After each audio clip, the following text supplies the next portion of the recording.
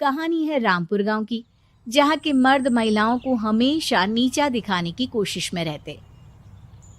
अरे अभी तक खाना नहीं आया, क्या मुझे एक और शादी करने की जरूरत है? नहीं जी नहीं, ऐसा मत करना, वरना मैं कहाँ जाऊंगी। खाना लेकर मैं अभी आई जी। गांव की पंचायत में भी फैसले हमेशा औरतों के खिलाफ ही रहते। मैं जो फैसला सुनाता हूँ वो भगवान की आज्ञा होती है। इस लड़के ने अपने मन से शादी करके अच्छा नहीं किया। लड़के को घर भेज दो और इसकी शादी इसकी जाति की किसी लड़के से करवा दो। लेकिन ये लड़की, इसे तो गांव के बाहर निकाल दो। नहीं नहीं जमींदार साहब, ये क्या बोल रहे हैं? ऐसा नहीं हो सकता। मेरी बेटी मासूम है, इसे अच्छे बुरे की समझ नहीं है। अरे कहाँ जाएगी ये बेचारी? कहाँ जाएगी? इतनी चिंता है तो पूरे परिवार का गांव निकाला कर देते हैं। बेचारे पूरे बसे बसाए परिवार को गांव छोड़ना पड़ता है।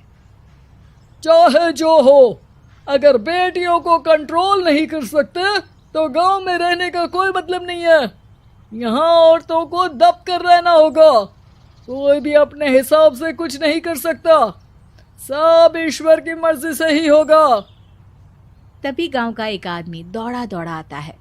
सरपंच साहब, जमींदार साहब, वो कालिया है ना, उसकी बेटी पढ़ने के लिए शहर जा रही है। अच्छा, ये कब हो गया? और कालिया की हिम्मत कैसे हो गई ऐसा करने की?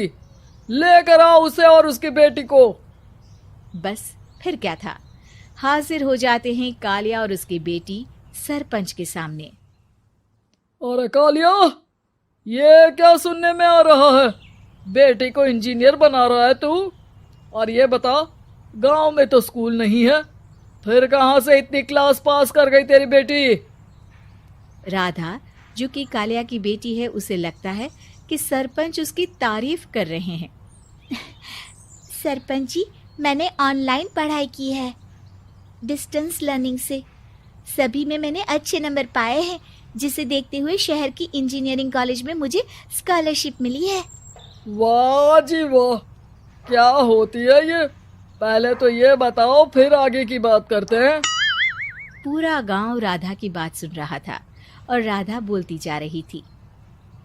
तो ऐसे मैं फ्री में एक अच्छी शिक्षा लेकर गांव में जो कुछ परेशानियां हैं, जैसे बिजली, पानी और इंटरनेट जैसी समस्याओं के लिए काम करूंगी।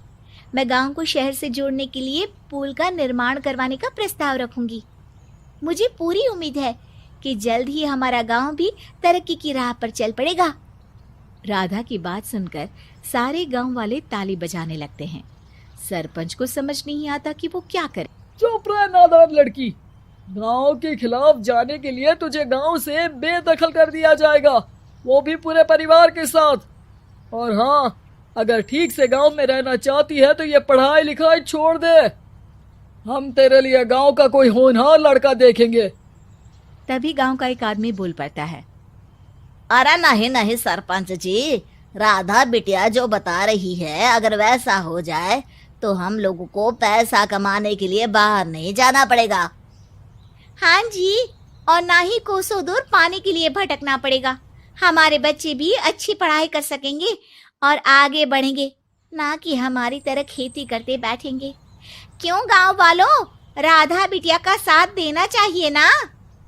सरपंच देखता है कि गांव राधा के साथ है तो वो चुप हो जाता है। वो घर आकर अपने सलाहकार से बात करता है, जो बहुत ही चालाक किस्म का इंसान होता है। अरे सरपंच साहब, आपको बहुत ही होशियारी से काम लेना पड़ेगा। एक बार गांव तरक्की कर गया, यहाँ के बालक पढ़ लिए तो कोई ना पूछेगा आपको। और फिर ये जो बेटा और बेटी है ना आपके, इनको भी आम लोगों की तरह ही जीवन जीना होगा। हाँ, लेकिन करे तो क्या करे?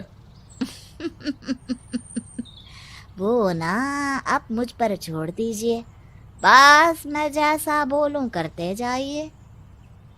अगले रोज सुबह जब गांव वाले सोकर उठते हैं तो राधा के घर के बाहर और साथ ही वो लोग जिन्होंने राधा का सपोर्ट किया था, उनके घर के आगे लाल रंग से कल आऊंगी लिखा होता है। कल आऊंगी, यह क्या होता है? अरे यह तो खून से लिखा है, लगता है कोई भूत प्रेत या चुड़ैल का साया है। चलो सरपंच जी के पास चलते हैं। सभी सरपंच के पास जाकर उसे सारी बात बताते हैं। अरे ये तो बड़ी मुश्किल की बात है। चलो मैं एक बाबा को जानता हूँ, उन्हें बुला लेता हूँ। सरपंच बाबा को लेकर गांव के घर के बाहर जाता है। ओहो, तो ये वो चुड़ैल है जो उन लोगों को निशाना बनाते हैं जो गांव को बदलने का सपना देखते हैं। वो गांव को ऐसे ही संपन्न देखना चाहती है, वो नहीं चाहती कि कोई बाहरी यहाँ का कायाकल्प करे। क्या तुम लोगों में से किसी ने गांव को बदलने की सोच रखी है? तभी राधा की माँ रोते रोते आती है। मेरी राधा घर से गायब हो गई है। अरे कोई तो बचाओ, मेरी बच्ची कहाँ गई?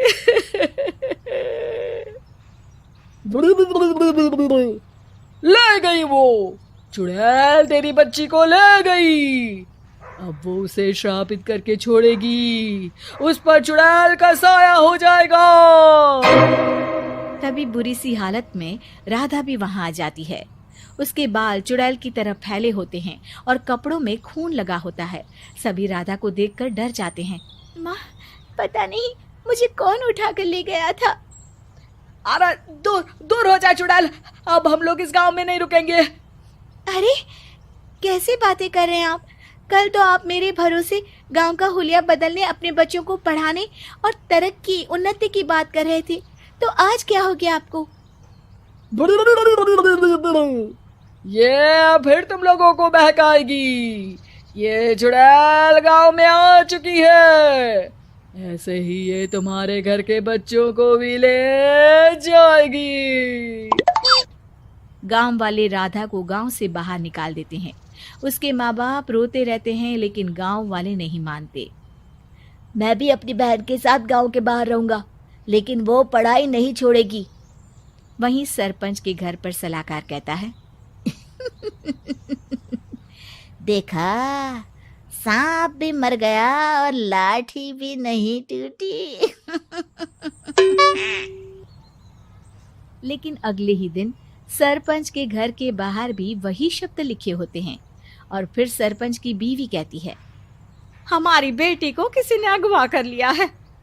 तभी राधा का भाई वहां आ जाता है। अरे गांव वालों, मैंने सरपंच जी की बेटी को देखा था।